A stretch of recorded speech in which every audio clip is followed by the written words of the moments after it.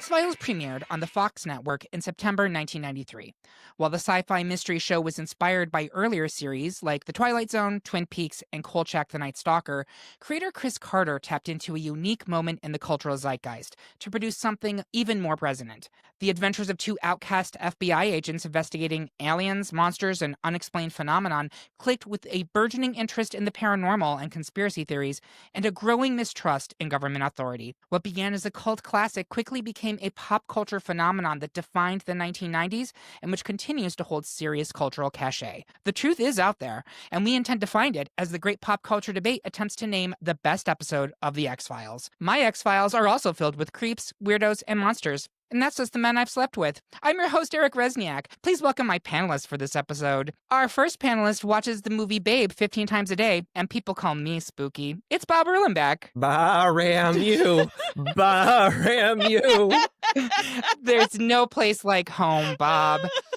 Next, welcome back to the pod, Kate Racculia. What do you mean you want me to do another podcast? And why do I have to do it right now? I just spent hours on my feet doing a podcast, all for you. I do it all for you, Eric. You know, I haven't eaten since 6 o'clock this morning, and all that was half a cream cheese bagel, and it wasn't even real cream cheese. It was light cream cheese. And now you want me to run off and do another podcast? What the hell happened to you? Hey, what's with all the bad blood?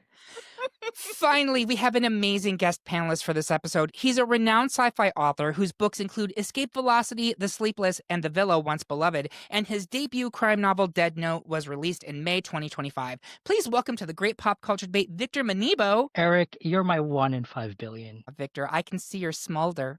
And up in the producer booth, we have Derek Makita, who is throwing pencils at the ceiling tiles. If you're curious about how we ended up with this Scully 16, become a Patreon supporter of our little show, or listen to the 3-minute preview available wherever you listen to podcasts. And don't forget, you can head to this episode on greatpopculturedebate.com to find the listener bracket so you can play along with us at home. While you're there, check out some of our other related episodes, including Best Doctor Who Companion, Best Kaiju, and Best Pop Culture Witch, all available at greatpopculturedebate.com. And with that out of the way, let's tape an X on our window and get into these debates. First up, we totally saw this coming. The panel has unanimously decided to push forward ultimate number 1 seed Clyde Bruckman's Final Repose, Season 3, Episode 4, which meant that 4 seed How the Ghost Stole Christmas, Season 6, Episode 6, was busted in our bracket.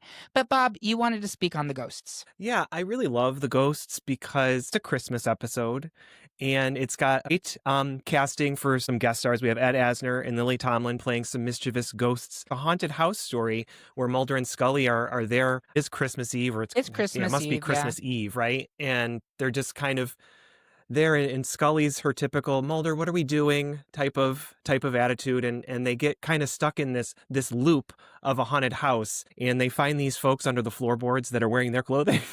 And so they're like, Mulder, they're wearing our clothes. So these skeletons, these dead people in the floorboards. So the question is, well, what's going to happen here? Are they going to get out of this house alive? Right? And it's ultimately just a really fun showcase for Asner and for Tomlin in being these two mischievous ghosts that are just trying to get those people on Christmas Eve. Every Christmas Eve they do this to try to get these people stuck in the house.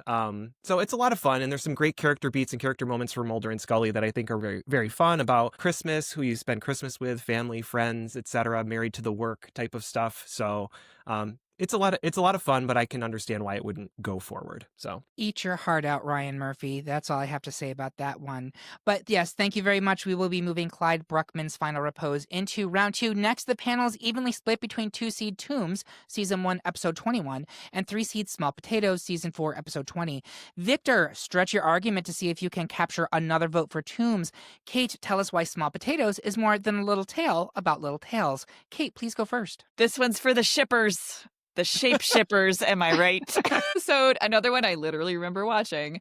It's written by Vince Gilligan, who I don't think he started. I think he came on after seasons 2 or 3. He came on, yeah. He came on, but starring Darren Morgan. This is not the first time, or not the last time we will talk about Darren Morgan, younger brother of Glenn Morgan, famed X-Files writer, who has written some incredible episodes of the X-Files and also starred as several monsters.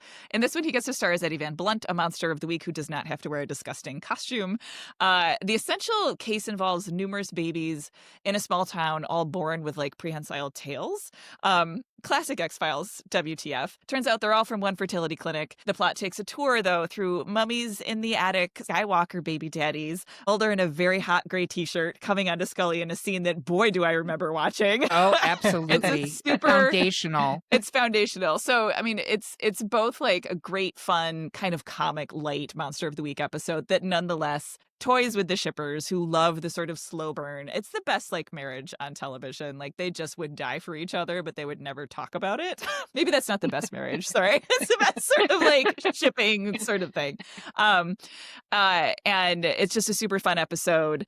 That Duchovny's performance, he's having a blast. He's absolutely having a blast with this, pretending to be this sort of lame Eddie Van Blunt character who gets to take a tour in a hot FBI agent's body for a while.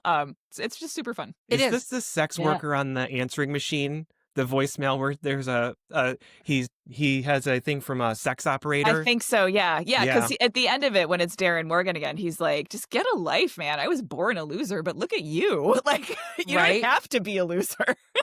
Yep. Good point. Victor, talk to us about Tombs. So as a shipper, I was very torn between these two, but in the end, I had to pick Tombs because it's Eugene Toombs. He's probably the most iconic X-Men. Oh my God! You did it! X-Files villain. Well, we are talking about a mutant here. Eugene That's true. Toombs is a villain. He's a mutant who can stretch his body and has to feed on human organs to survive and hibernates every 30 years. So there's like this serial killer aspect to him. And Tombs is the second episode where we see this character. It is kind of the culmination of this story. And so I think between Squeeze and Tombs, and I'm sure we'll talk about Squeeze later, Tombs is, in my opinion, the superior episode just because it culminates and it is tenser. It is written in such a way that there is a progression that kind of is surprising. I didn't know as I was first watching this episode that it would take a turn where Mulder gets framed by Tombs in the middle of the episode. If we think of Eugene Toombs' iconic X-Files villain, the most iconic moments actually occur in this episode rather than in the Squeeze episode. And, you know, this is also the first appearance of ADA Skinner. We get the death by escalator scene. So there are a lot of moments from this episode that are just ingrained in my memory, and I feel like a lot of fans' memories. And for those reasons, I think Tombs should move forward. All right, great arguments. Bob, is it going to be Small Potatoes or Tombs for you? So I initially chose Tombs, but based on Kate's argument, as well as my rewatch, I am going to switch over to Small Potatoes because there's this really great comment about the H is silent in Van Blunt. And then when they knock on the house of the Van Blunts, the H letter falls off of the front of the house. And that's the kind of attention to detail that I think needs rewarding. So that's where you go. The scene with the mummified dad's body where his tail breaks off and Mulder keeps like trying to stick it back on. Yes, it's so good. I actually was prepared to vote for Small Potatoes, but then I'm going to be really honest here. I'm switching it back to Tombs because Victor reminded me all the scenes that I loved that I thought were in Squeeze are actually in Tombs. Yes. So it was one of those things where, like, in my mind, and I redid a whole rewatch of X-Files, the entire effing series, including the reboot, ladies and gentlemen. Do you see how I suffer for you? I do it all for you. I really did rewatch these recently, and I just blurred them together. I do think that Tombs is the better of the Eugene Toombs episodes. So Tombs is a 2 seed, and Small Potatoes is a 3 seed. So that means that by the law of the seeds, Tombs will continue into round 2. But speaking of Adrian Toombs, the bulk of the panel wants to move forward his first appearance, 1 seed Squeeze, season 1, episode 3. But Bob has grown fond of 4 seed Leonard Betts, season 4, episode 12. Bob, do your best to keep Leonard's chances out of remission. I will contort myself to push through Squeeze. Bob, please go first. Yeah, great. You know, I love both of these episodes, and I love that they're against one another because I think they both explore that kind of grotesque body manipulation piece to it, right? But I think Betts leans harder really into the kind of visceral horror piece of this. The idea that a man is regenerating by consuming cancerous tissue, pretty grotesque and disgusting, right? Profoundly unsettling. Whereas I think Squeeze kind of just delivers on the suspense and the dread, but not so much that really grotesquerie type of stuff. But to break down Leonard Betts first, there's the pedigree that Betts was written by Vince Gilligan, who wrote a lot of episodes and obviously went on to great things. It's directed by Kim Manners, another legend amongst X-Files, right? The two creative forces who really defined it at its peak in a lot of ways. And that alone puts it in some pretty good company. And while Squeeze does deserve the credit for giving us that unforgettable Tooms duology, is that a word? I find Betts is I find it's far more gruesome and genuinely terrifying. But I think there's major implications for the larger mythology in this episode as well. It's the episode that we get the first foreshadowing of Scully's cancer, because he identifies that there's cancer within her. That's how he knows, which becomes the central storyline later on. It's not just that standalone kind of monster of the week piece. It's more of that pivotal piece for the whole show. On its own, I think it's a fantastic monster mystery. They both are, but you never quite know what you're dealing with until the truth really kind of unfolds. Even though X-Files is about aliens writ large, I think this episode reminds us of what the show does best in talking about really those monsters of the week. I don't love the alien stuff as much as I love these types of episodes. I think they really know how to do these creature feature, twisted reflections of humanity. Humanity is the villain in these pieces, not this extraterrestrial being, right? So I think those are just some interesting thoughts there that I have to get myself started, but that's my argument. Well, I'm going to tell you what. I actually am going to switch my vote to Leonard Betts here because, to pair it off what I just said, Tooms is the better episode, as Victor pointed out. Squeeze, what Squeeze has going for it, it is the third episode of the X-Files. Insane. And they were firing on all cylinders by episode 3. And I do think without this episode, the show would not have become the sensation that it was. This was the episode that everyone was talking about. So much so that they did a sequel to it by the end of the first season, because I think they were like, oh no, we need to revisit that, right? But we already have a Tooms episode in the Elite Eight. I do think Tooms is the better episode. I think Leonard Betts is a great episode. It's really good. And beyond that, we didn't even talk about Paul McCrane is the actual creature in this episode. He's so good. And justice for Paul McCrane, killed unceremoniously by a helicopter on ER, lost his flowing locks from fame. Off. No, but then he was killed after by a helicopter. Both things happened. The helicopter wanted everything. It was like Jaws the Revenge, but with helicopters. Anyway, different episode. I'm switching my vote to Leonard Betts. Kate, is it Leonard Betts or is it going to be Squeeze for you? You know, I originally said Squeeze, but again, Victor's argument reminded me that Tooms is the superior episode. I don't think we need to have two Tooms in the bracket. And that part, too, at the end when he says to Scully, "You have something I need," is chilling. And the part where he rises out of the tub of iodine, some incredible images. From this. And I still think occasionally about what would I do if I were handcuffed. Could I tear off my thumb like Leonard Betts? I don't know. I wouldn't grow it back, but Things to consider. Do we tear off our thumbs? All right, so that's another for Leonard Betts. Victor, is it Squeeze or Leonard Betts for you? Okay, so I know that you switched your vote, Eric, but as you were talking, you just reminded me of the iconicness and the impact that Squeeze had on the show, right? I do remember it being the third episode and wow, okay, so this is really it, and I'm locked in, and because of that reminder, I'm gonna stick with Squeeze. So I think Bobby's sticking with Leonard Betts. That's still 3 for Leonard Betts, so it will continue into round 2, folks. It's an upset already. Next, in the battle of episodes about ancient life forms that somehow survived to present day, the bulk of the panel is in deep for 3C Quagmire, Season 3, Episode 22, but Bob is out in the cold in his defense of 2-Seed Ice, Season 1, Episode 8. Victor, tell us why Quagmire is a great lake. Bob, tell us why we need to stop, collaborate, and listen about ice, baby. Bob, please go first. Again, I just put quarters in the magic fingers. But anyway, I'm not going to win this, I don't think, here. But Ice was a nice surprise for me because I don't remember ever having seen it before I did the research for this episode. I know that I won't win. The powers of Queequeg is just insurmountable in this moment.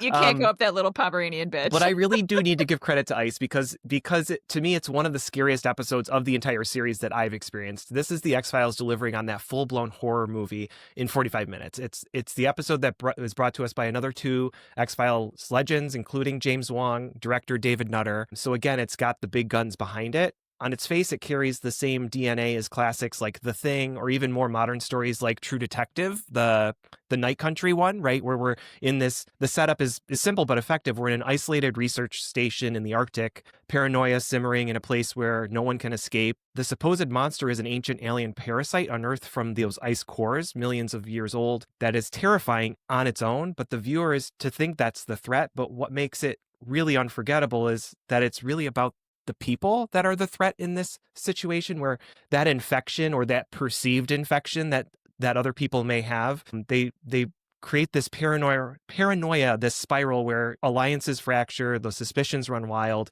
everyone becomes convinced that their survival is going to depend on turning on one another. It's tense, it's claustrophobic, it's brutal at times. And again, I think that the X-Files is best when it holds a mirror up to humanity, showing us that sometimes we are our own worst enemies. The theme of distrust and paranoia is just resonant as it is today. I mean, in today's world, that's a very resonant situation, right? Sure It's relatable is. content. And my final plea is it brings us this amazing moment of Felicity Huffman totally losing her shit. I mean, she is batshit crazy at the end when everybody realizes that she has the infection. Her scandals aside, no one can do the how she plays batshit at the level that she does. So I was going to say she went as crazy as she did when she found out her kid couldn't get into college without it's bribery. true. It's Yeah. true. This drove her there. Yep. Sorry, Felicity, but I'm also not sorry. All right. Victor, talk to us about Quagmire, if you wouldn't mind. Yeah, so I'm in a bit of quagmire here because these are two equally strong episodes. I agree with what Bob said. A lot of it I resonates with me, but you know what? Felicity Huffman can't go head to head, toe to toe with Queequeg. Number one. Can't do it. Let's just get that out of the way. And you know, Ice, as tense and as well written as it was, it felt to me looking back that it didn't need to be an X-Files episode. It could have been any sci-fi property. It's basically Alien that just happens to be on an Antarctic research station. This moves me into like my rubric in deciding which ones I want to kind of push for. And it's like I want the episode to be true to the ethos of the show as much as possible. It cannot be any other property. No other show or movie can tell this story. And Quagmire does that really, really well. This monster of the week is a Loch Ness type monster that Mully and Scully, Mulder and Scully have to investigate. Mully and Scully. Yes, and you know, for the most part, it feels like a Jaws kind of episode. People get bitten and consumed by this monster in the lake, but then there is a moment about 75% in where Mulder and Scully get stuck on a rock and they have a deep conversation that ties into everything that the show is about belief, about pursuing, what you believe to be true and the cost of that. And for those like 5 minutes on the rock alone, this episode just like deserves at least to go to the next round, if not further. Yeah, The that just rock slightly offshore rock. Yes. which is hilarious. They it's just off the shore, but they don't realize it. If they realized it, they rock- would have never had that conversation. Exactly. Exactly. And that conversation really is great. I remember watching that episode and being like, this is genuinely good television. Kate, is it going to be Ice or Quagmire for you? Ice is a great episode, but I completely agree with you, Victor. It kind of doesn't have that special X-Files meta sauce, and Quagmire absolutely does. Yeah, I'm going to go ahead and keep with Quagmire myself. So we will be moving Quagmire into round 2. In another unanimous decision, One Seed Home, Season 4, Episode 2, is receiving the pride, the love from the panel, which meant that 4 Seed Beyond the Sea, Season 1, Episode 13, is being set adrift in our bracket. But Kate, you wanted to say something about C. This is an extraordinary episode, and I honestly think I'm sad that it's up against Home, because Home is also like a juggernaut. It has insane guest stars, some of the best guest stars ever, including Twin Peaks Major Briggs, Don Davis as Dad Scully. This is the first time we really get a sense of Scully's family, her background in a way that's really like resonant. He calls her Starbuck. This is how we know why she will name her dog Queequeg someday. So like the ghost, the seed of Queequeg is in this. But it also stars Earth Angel Brad Dourif as incarcerated serial killer Luther Lee Boggs, who is really working Scully's last skeptical nerve. This episode is so great because it's one of the first times, I think it might be the first time, that their belief systems switch. where Scully is the believer and Mulder is the skeptical one. And it's just such an interesting dynamic to the way that they can flip like that and still remain completely true to who they are as characters. Basically, Brad Dourif is trying to convince Scully that he is in contact with her dead father and can help find where another serial killer is keeping, you know, a victim, and they have to go and catch this victim. So it's a kind of standard serial killer, but also still pretty inventive for like what 1994, pretty dark for 1994 television. It's just a great episode. It's a great episode. It is, and I don't think there are any bad episodes on this 16. No, they're like, not. And They're not. that is not to say there are no bad episodes of the X-Files, Oh, because there are in fact several many terrible episodes. That could be an entire podcast episode. The worst episodes. Yeah. That's actually a very good idea, because I have to say we watched every goddamn episode, and it was brutal. It took us months, and it was brutal. But this is a great episode, and I'm so glad that Kate was able to speak on it, because it really is a very special episode of the show. Kate, you're good? Yeah, I'm good. Sorry, the cat came in. It's okay. Just making sure you're good. With that being said, we are going to move home into round 2. Next, the panel is evenly split between 2 Season 2 classics, 3-seed Humbug, Season 2, Episode 20, and 2-seed De Hand de Verletz, I'm sure I butchered that, Season 2, Episode 14. Kate, tell us why you love De Hand so much. Could it be Satan?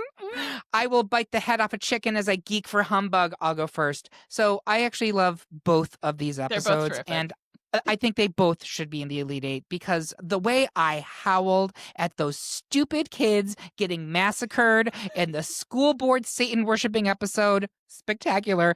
No notes. I love the whole thing. But while De Hand is a romp, Humbug is truly special, in my opinion. It took viewers into a world most of them never see, the everyday lives of circus sideshow performers. It humanized these characters in a very real way, even as it gave us one of the most horrifying creatures in the entire series in the form of the vestigial twin serial killer. It was also hilarious. This was the first intentionally comedic episode of The X-Files, and that tone would pop up in numerous other episodes in the series, including a good chunk of the 16 on our bracket. Would episodes like Bad Blood or Clyde Bruckman's Final Repose exist without Humbug? Maybe, maybe not. Fun fact, the episode was written by Darren Morgan. This is not the first time you've heard that name, who not only won an Emmy for his writing on this show, not for this episode, but he also guest starred as the Fluke Man and the host. That was the dude who wrote this episode. So wild stuff. But Kate, talk to us about Die Hand die Verletz. Humbug is terrific, especially as the first Darren Morgan written episode, especially as the first explicitly comedic episode. But I gave my edge to Die Hand die Verletz, which is German for the hand that wounds, which is part of a satanic prayer that the satanic PTA recites in this episode.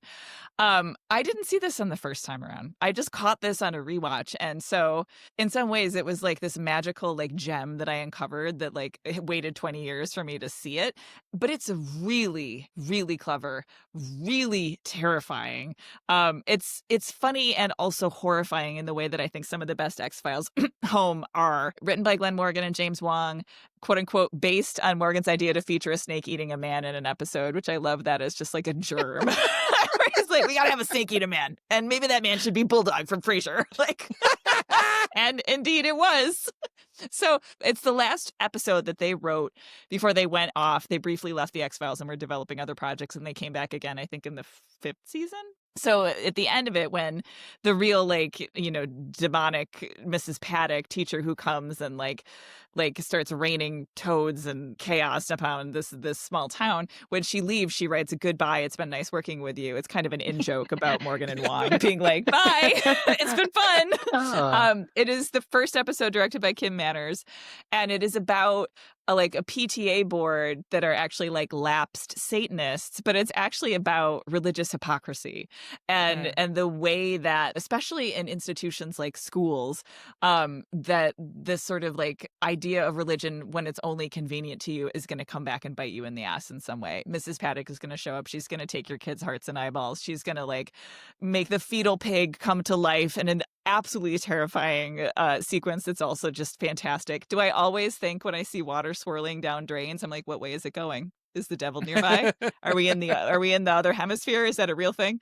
It's just a really scary, creepy episode that is perfect in and of itself. Yeah, again, I wish these could both be in the Elite Eight, but they cannot be. Victor, is it going to be, I'm not going to say the German name again because I'm butchering it, or is there going to be Humbug? It's gonna be Die Hand for me. Jihad! I love the way this was written.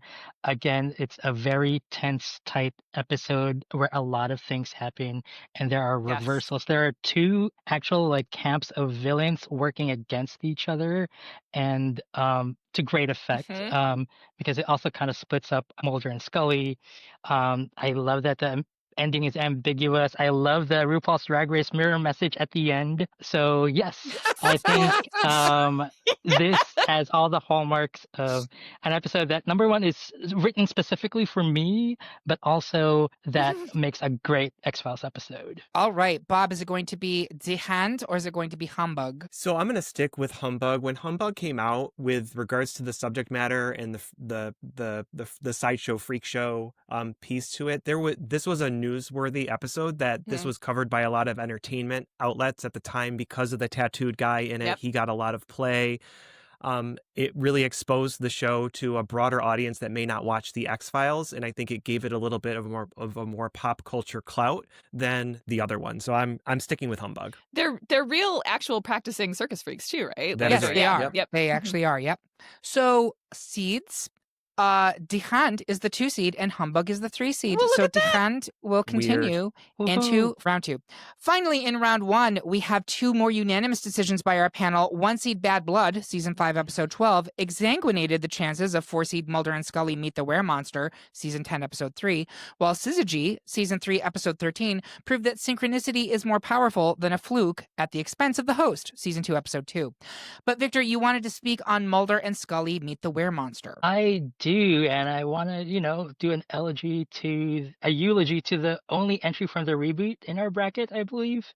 Yep. This episode, written and directed by Darren Morgan, is just such a smart and funny kind of encapsulation, not only of like, again, the X-File ethos, which I'm going to be talking a lot about, but also about what the X-Files reboot is supposed to be, or at least what the writers and the actors intend for it to be. There's a lot of questioning at the top of the episode of Mulder being like, what am I doing here? Why are we still pursuing these questions when the answers are all online and or have been all debunked? Which is also, I think, resonant to the audiences at the time when this came out, where it's like, why are we rebooting something that was already settled, right?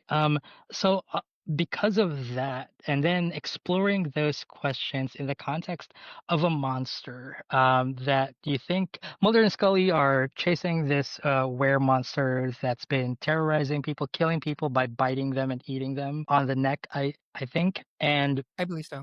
and so there's this mystery that ties into the themes of what makes a human being a human being, and it explores the absurdity of human life, going and getting a job and watching porn and getting a dog and all those moments, and putting that in the context of what Mulder is going through about his life and questioning the choices that he had, that he's made, and putting it in a comedic episode. I think that it was just like juggling a lot of balls and doing it really well. Is it going to win against Bad Blood? Of course not. But this was a really strong episode. I think if I had to say one bad thing about it, it might be a little bit too referential to the X-Files. But aside from that, I thought this was a very, very solid and kind of, to me, justified at least the first season of the reboot. 100% agree with that. Bob, you wanted to say something? Yeah, I just want to say Rhys Darby is amazing in this episode. Yes. He's the monster. But they are in a graveyard during one of the scenes, and there is a gravestone for Kim Manners in that scene. I think that's just a really lovely call out to him who had passed away. So, oh, thank you. That is a lovely call out. Thank you very much. Kate, you wanted to speak on the host. So the host is Darren Morgan again. He is this absolutely disgusting human-sized parasite called the Fluke Man. I believe he's the younger brother of Glenn Morgan, I correct? believe so. Which I just love the idea of like, yeah, my brother will do that. We could put him in that costume. He can like roll around in the sewer in human feces. Like, yeah, we can Yep. do it. This episode is so gross and so creepy. And we said before, like Tombs or Squeeze rather was episode 3. This is episode 2. Yep. Like they just like there's the pilot, and then they're like, how about a parasite that is a man in the sewers? How about we do an episode about that? And it just scarred people for life. He's still like when people think of monsters from the X-Files, they see the Fluke Man, Yep. which is this like pale lump of a humanoid creature with a great sucking maw. I'm right here, Kate. That's exactly what they say about me on every bathroom wall from here to DC. Fantastic. Anyway, it's a great episode, and I just like Darren Morgan is like the X-Files MVP in every single possible way. Totally true. Yeah. Sadly, it is going out because it's up against Syzygy. Yeah. So Syzygy will move into round 2. And that's the end of round 1, folks. We're going to take a quick break to go look for Queequeg. Where did that dog go? We'll be right back. We are back for round 2 of our Best X-Files episode debate. Before we get into the Elite 8, I'd like my panelists to share their social media, what else they're working on, and the very first episode of the X-Files they can remember watching. Bob, where can people find you? What you doing? And what do you remember? You can find me at DisNerdBob on Blue Sky and Instagram, and I guess anywhere. You can join our Discord through Patreon. And the first episode I watched, I don't know what the episode was. I don't remember it. I remember talking to you, Eric, and you saying, "Oh, X-Files is on tonight. Have you watched that yet? You should watch it. This is great." And it wasn't a great episode for that first time that I tuned in. It had to do with one where he had to put he put the stuff in the window, right? He would put something in the window. He would tape an X in the window. It was like one of those stories, and it didn't make a lot of sense to me. Sure. But then I remember Kate loving it, and she picking out like these Monster of the Week episodes and this, that, you got to watch this, you got to watch that. And that's what kind of hooked me. So thanks, Kate. You're welcome. Thanks, Eric. Drag her. That's exactly right. Yep. Awesome. Kate, where can people find you, what you're working on, and your first X-Files memory? So nominally, I am on Instagram at GomezRack. I'm writing a book. I don't know what it is, but it's out there. I'm doing it. Hooray. And it's interesting. I feel like my first X-Files memory, I watched an episode that's like a prison episode. There's like something, their maggots are involved. And again, it wasn't a great episode, but I was still watching it when it was on Friday nights. But here's the thing. I'm pretty sure it was my aunt. So it's really my Aunt Carol / my Aunt Goonie, which we call her, who was watching the show and was like, "Oh, I like to watch that." She has great taste. She also watched Buffy around the time that I was watching it. So I just started watching it, and there was also Entertainment Weekly published guide to all of the X-File episodes, and I might even still have it, because when I tell you that was a Bible that I like paged through to read all of the different episodes and like who the writers were and like their reviews of stuff, and that's how I knew more than what I found out just by watching it on TV, because I don't even think there were DVDs at that point. I was taping stuff off of TV. No. Early And 90s, there would not have been them. DVDs. So, yep, that's correct. Yeah. Yep. Yeah, but I was not from the jump. My fiance was from the jump. He's like, I was watching it on the first episode.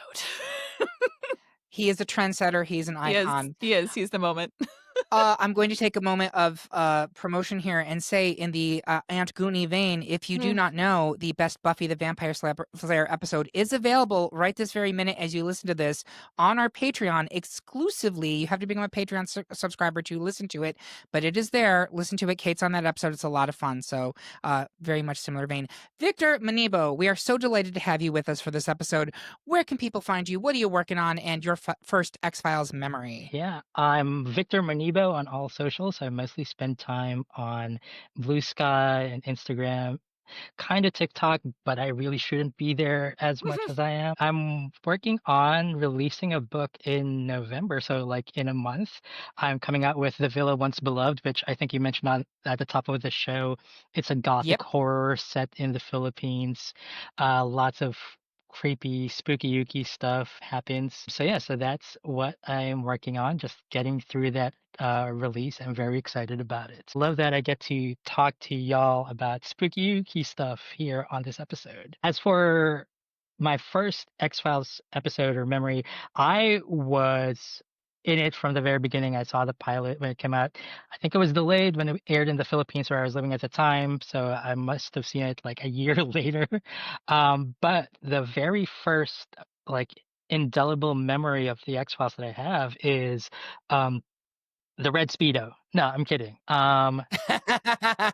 Eugene Toombs in Squeeze. Squeeze as an episode has a lot of, again, iconic moments, and we've been saying that a lot.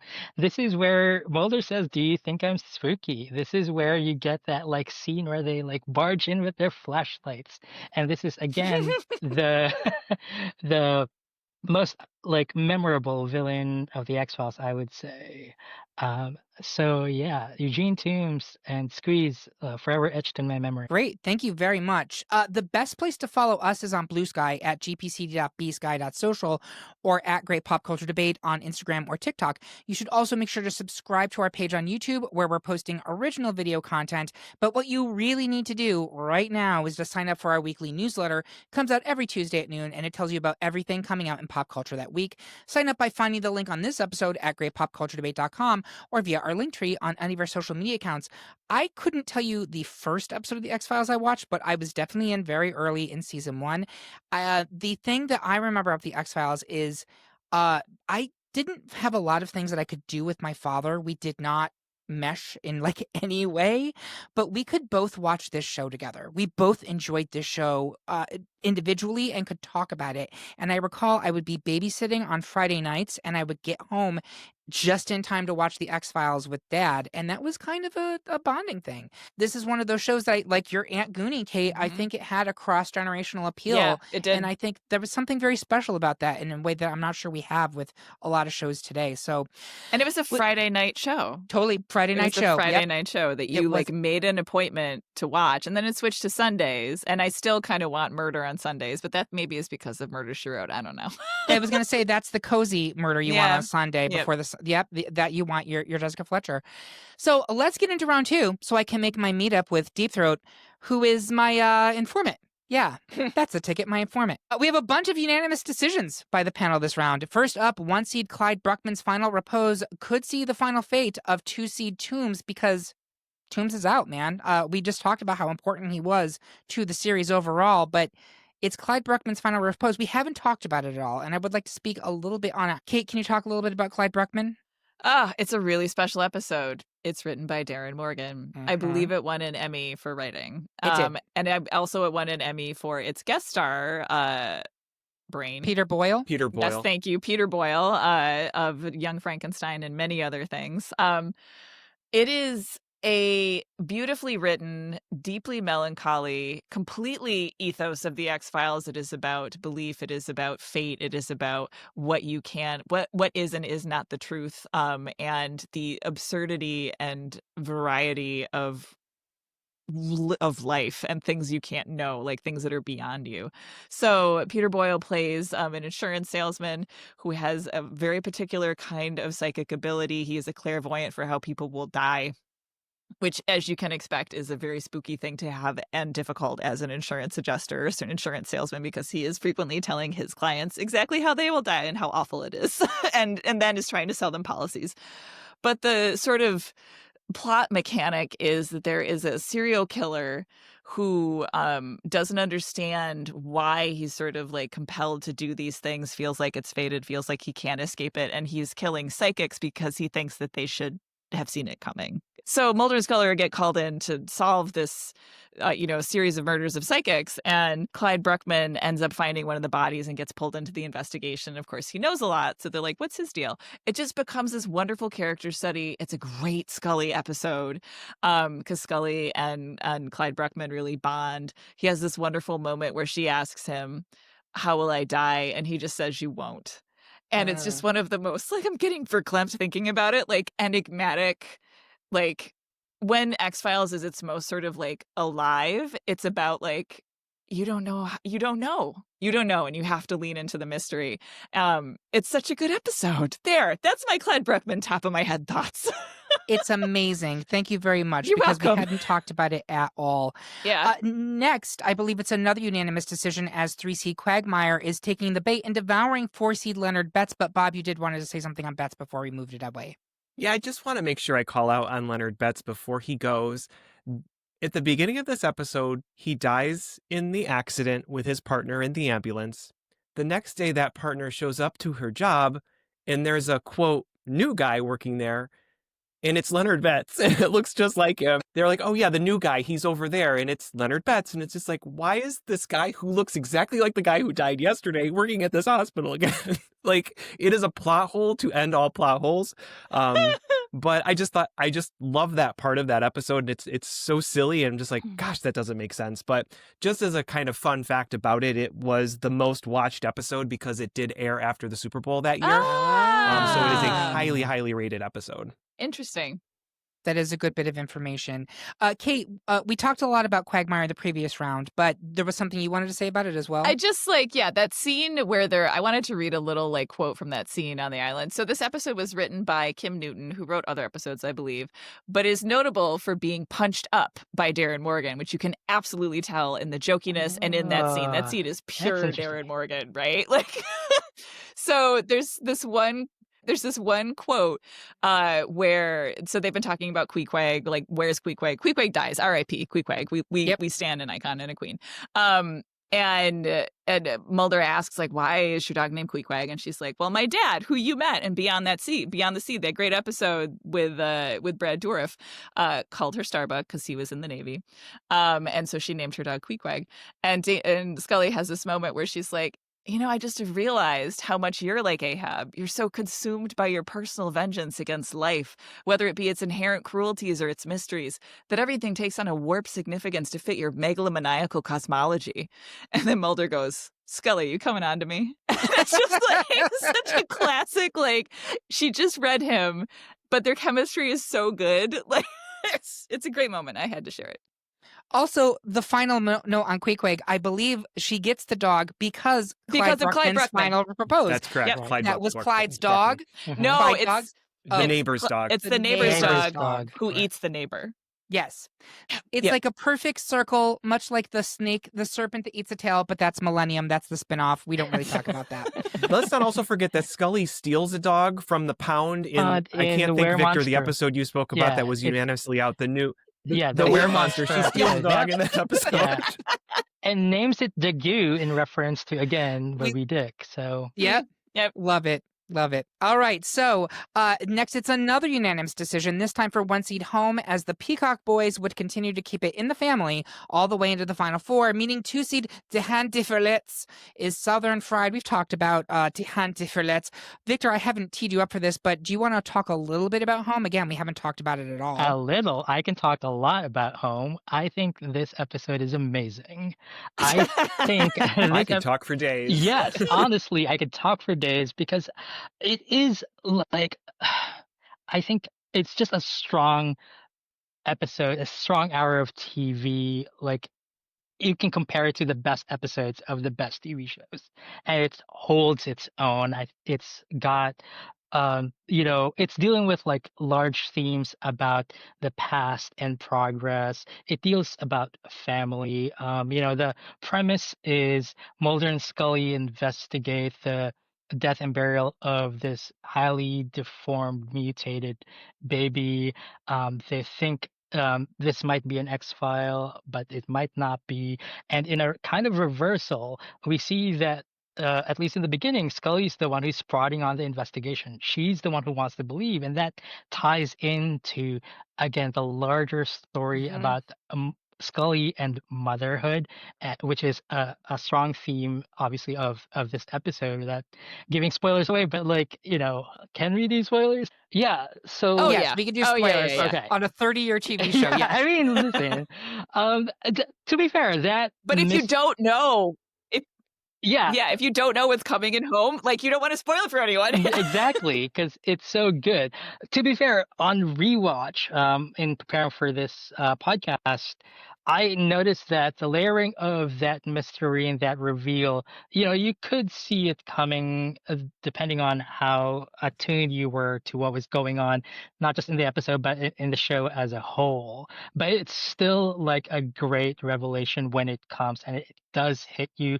But then the show does not end there. It goes further. It has a lot of references to conservatism small c conservatism in general and how that affects small towns, in as much as the Peacock family represents that clinging to the past, that town represents something else, and you see Mulder and Scully grappling with those large themes.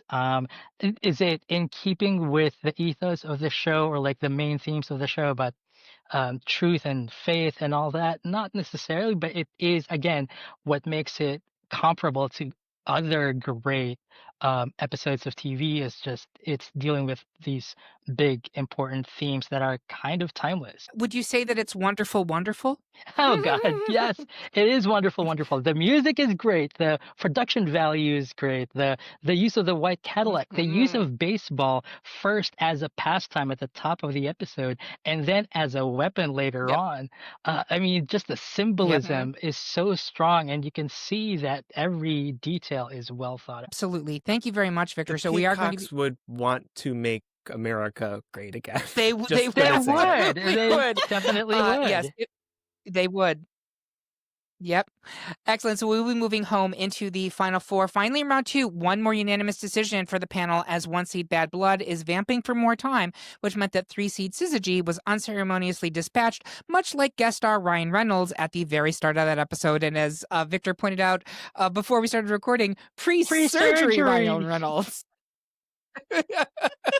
With dark hair and bad skin. It's hilarious if you have not watched it. He gets killed in like the first 3 minutes. I was like, holy shit, that's Ryan Reynolds. Oh my God, Ryan Reynolds is dead. But Kate, you wanted to speak on Syzygy. I said I was a slut for monsters. I'm also a slut for crazed cosmic G-spot teen girl psychosis. Like, this is a super fun episode. Also a very comic episode, an episode kind of like Bad Blood that like puts Mulder and Scully on two kind of parallel tracks where they're not getting along and they're annoying each other, and it's all because this sort of like cosmic, synchronicity in the stars under which these two teen girls were born 16 years ago, and now they're turning 16. It's back again, and it's just making everyone in the town completely insane.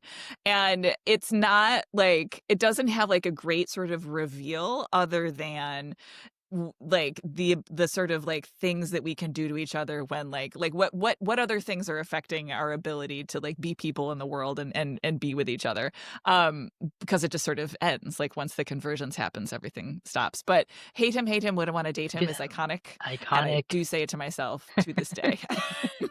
Iconic. And great advice, by the way, ladies, because men are terrible. And with that, we have our final four. We're going to take a quick break to do it doggy style so we can both watch X-Files. We'll be right back. We are back for the final four of our best X-Files episode debate. At this point in the show, I like to take a step back and see if it shook out the way I expected it to.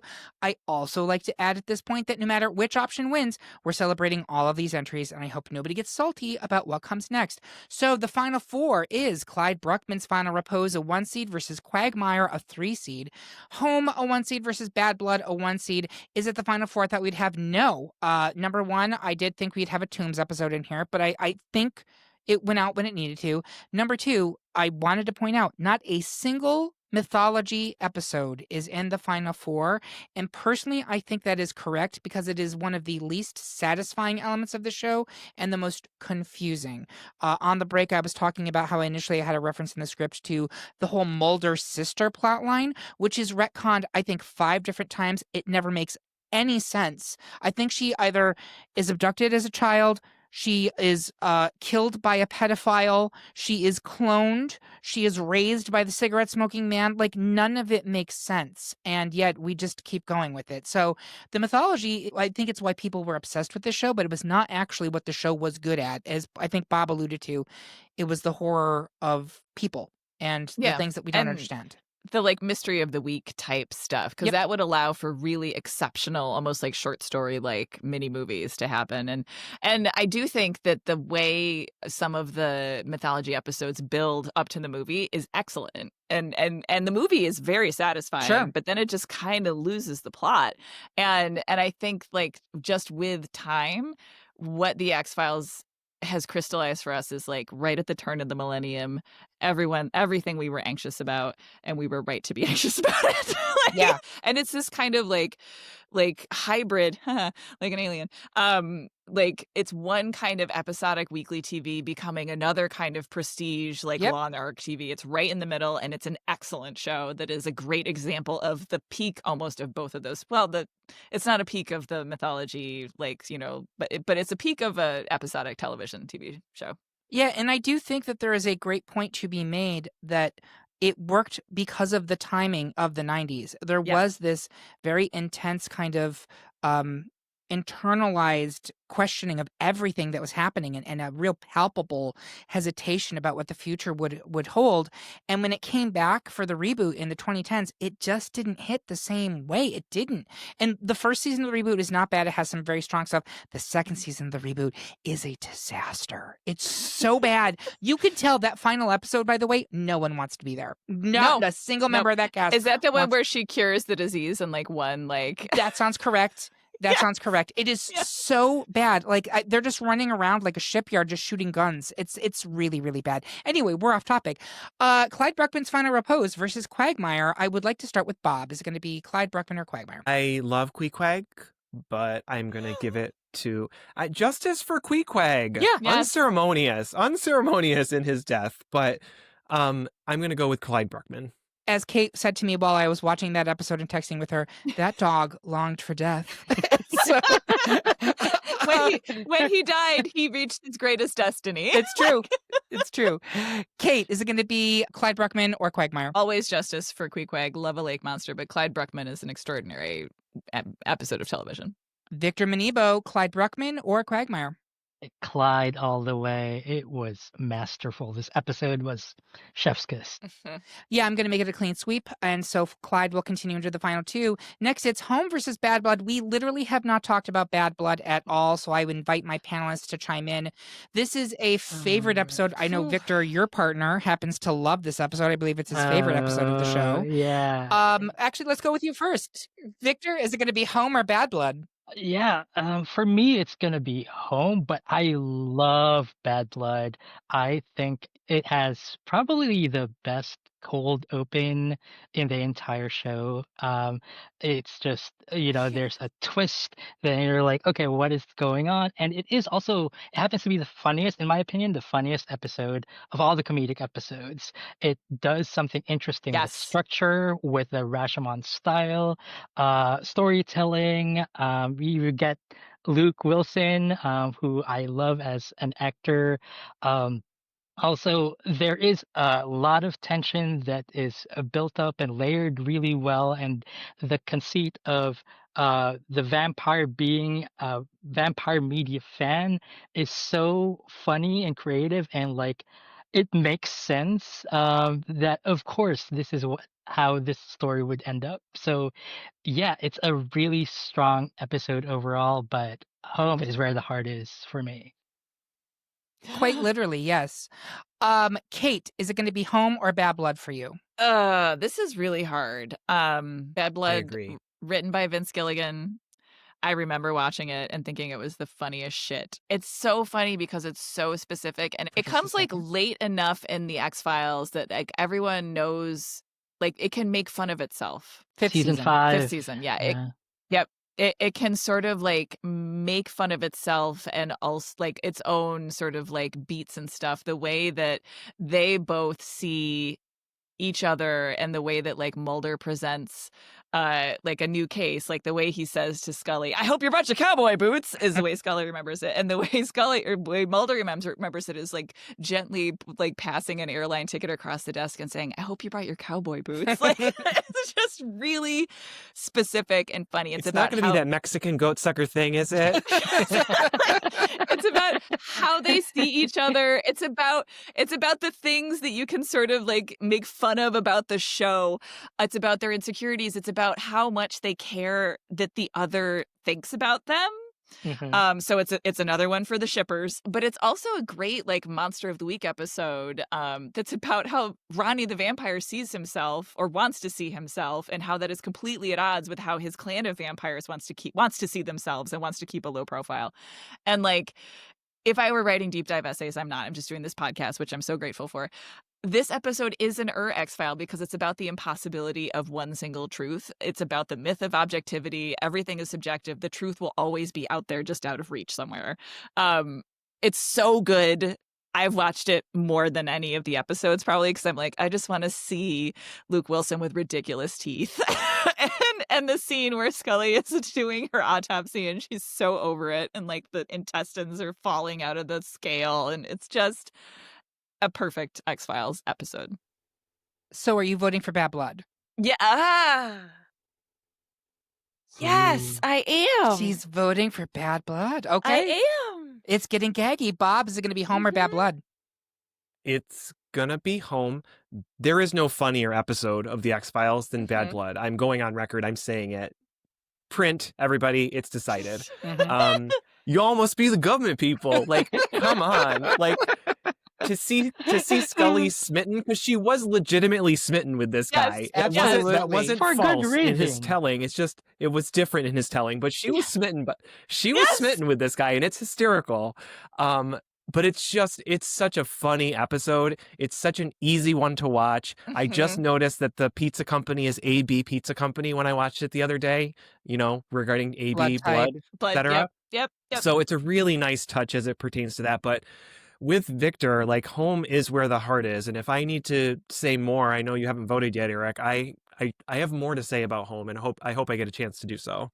So these are really two extremes of the X-Files, right? Because Bad Blood is the funniest, and it's really like a relationship episode, and Home is terrifying. Home is terrifying, and yes, it is kind of about these two partners working together, but it's not about their relationship. It's about the case and like trying to solve a crime, which is actually not supernatural in this case. Right. It is just the awfulness of human beings and what happens when you remain insular and do not progress. I think, Victor, you kind of alluded to this in your argument about it, is people who are stuck in the past and refuse to move on with progress, and the ultimate end game from that, which I think we're all living through as I record this in 2025. Relatable content. Right? Relatable content. My mom is not under the bed, but who knows what will happen in a few years. So You don't know that she's not under the bed. God, if she did, she would have heard some terrible, unspeakable things. But Well, not your bed. I'm voting for Home on this one, and so I love Bad Blood. I'm glad we gave it its moment. Justice for the kid from The Sandlot, the ginger kid who is Ronnie Strickland. Ronnie The Strickland. character Ronnie Strickland. But I'm giving it to Home, which is, and we'll talk more about it now because it's the final two, Clyde Bruckman's Final Repose versus Home, 2-1 seeds. I think these are the correct episodes. I would like to start with Kate Racculia. Is it Clyde or Home? This is really hard, and I'm going to give it to Clyde. While also, I mean, if no one loses, no one loses, no one loses. Because it's still creepy. It's not really horror. There's more sort of like existential horror in this one that's a little more subtle. But I will say, I mean, Home is one of the ones I do remember the first time I saw it, because I was at my dear friend Laura's 16th birthday party, and it was on a Friday night, and people were watching it on TV. And in the beginning part where the kid kicks at the home plate and the blood comes up, everyone was like, "Ew, turn it off!" And I was like, "But I want to watch it." So I honestly don't know when I watched this episode, but I definitely did as a teenager. Which is weird because I must have like rented the DVD, because didn't this one, they never showed it again? It would until, not like, show way for later? years later when FX was a thing. It showed it once. They got so many complaints at the FCC. Right. They never aired it again until it was like FX. So maybe there's some part of an argument that like this is that X-Files episode that people remember. But I just think Clyde Bruckman is such an achievement, and also very much about what the X-Files is about in terms of the unknown and the mysterious. Yeah, I'm Clyde Bruckman in. Bob, is it going to be Clyde Bruckman or Home for you? So you all have collectively taken every talking point I have about Home. I'm just going to say, like, I have nothing. There's plenty more to say. I could go on because it is about that inevitability of progress and our refusal to accept it. I think there's a lot of relatable content to that. There's the part about Scully, the motherhood piece to it. There's just that thing about family where you will justify and do what is right for your what you believe to be right, and you Mhm. will go to the ends of the earth for your family, that all bets are off. It is again about the humanity and how we ourselves are our own worst enemies. We ourselves are really, in a lot of ways, can be the villain. And that is such a through line and such a theme in so many X-Files episodes. James Mhm. Yeah. Wong, Glenn Mhm. Morgan, Kim Manners Kim directed, Manners. 3 legends, Yep. right? Firing on all cylinders with this. It is a beautiful, breathtaking episode. Yes, it is about grotesque people. It is about body horror, Mhm. but that opening scene and the score for that opening scene where that man is weeping for the child as they are Mhm. burying it, and it is so cinematic. The angles, the way that it is shot throughout the entire episode is so, it's a movie. If there was ever an Mhm. hour-long Yep. horror episode of the X-Files, this is it. And it is just so well made, so well written. It is so firing on all of those cylinders that I love it so much. And I love Clyde Bruckman as well, but there's just something special about Home, and you are right, it was banned for years. They would not replay it. It is the first Mhm. episode of X-Files that had a content warning before it aired. It's just everything about it is just so interesting and so special for the X-Files. Victor, our special guest, is it going to be Home or is it going to be Clyde Bruckman's Final Repose? Um, I am really torn here. Like, I literally don't know what to do. I haven't really talked about Clyde Welcome Bruckman to the yet. great pop culture debate, my friend. Welcome.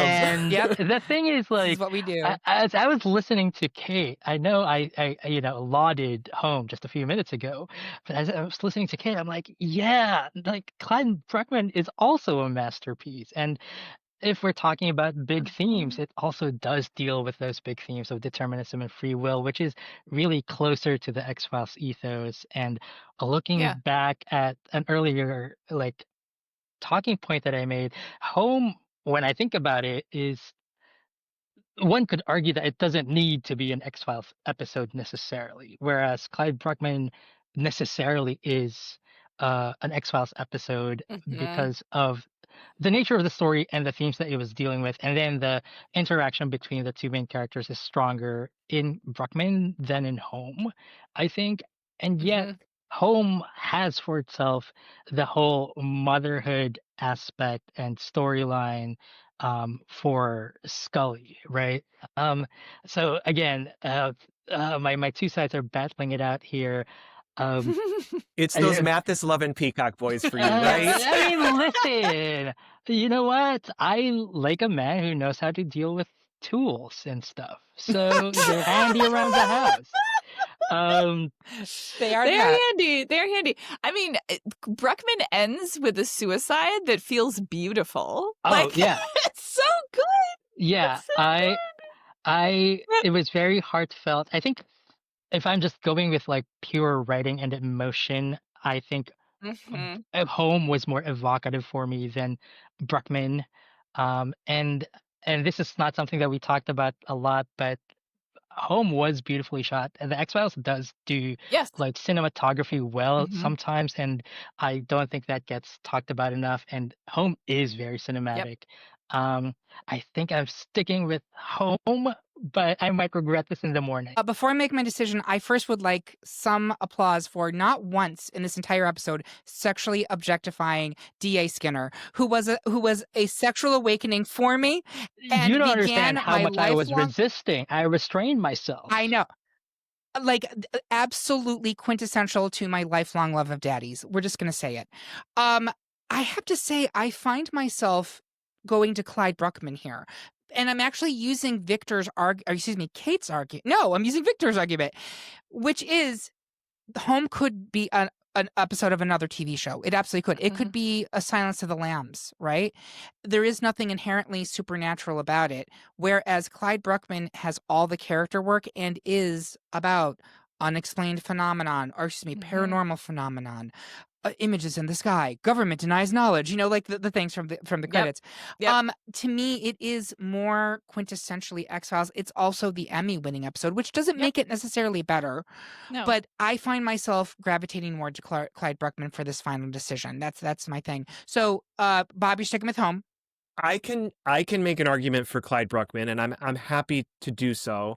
Because I think you're right in the regards of about the paranormal piece to it, right? Mhm. About that it also has to do with the believer and the non-believer of Mulder and Yep. Scully, and that doesn't exist in Home, right? Yes. It's not necessary for Home. Right. So I can understand the DNA of X-Files being more about Clyde Bruckman. But you're sticking with Home. If you need me to switch to Clyde Bruckman because we need to end this episode, I'm happy to do so. Victor, you sticking with Home? You know what? I think Clyde Bruckman is the most X-Files episode. Home is the best episode, I think. I'm sticking with Home. I There think it that's a is. good qualifier. That's Mhm. a needle of the thread, and I agree with it. So There let's it do it. is. There you have it. Our pick for the best X-Files episode is Clyde Bruckman's Final Repose. Do you agree? Do you think we need to be reported to Deputy Director Skinner? Tell us how you really feel by leaving a comment on this episode at greatpopculturedebate.com or find us on Blue Sky or Instagram. While you're there, make sure you subscribe and follow the podcast so you can hear about what new debates are coming soon, vote in open polls, and even decide which topics we tackle next. I want to say thank you to my panel. A very special thank you to Victor Manibo for joining us. And thank you for listening. If you loved what you heard, please consider supporting us on Patreon, where you can get even more exclusive content and you get episodes a whole day early. We hope you have a good one. And remember, everyone is entitled to their wrong opinion. Now, hey, what's with these bees and the black oil?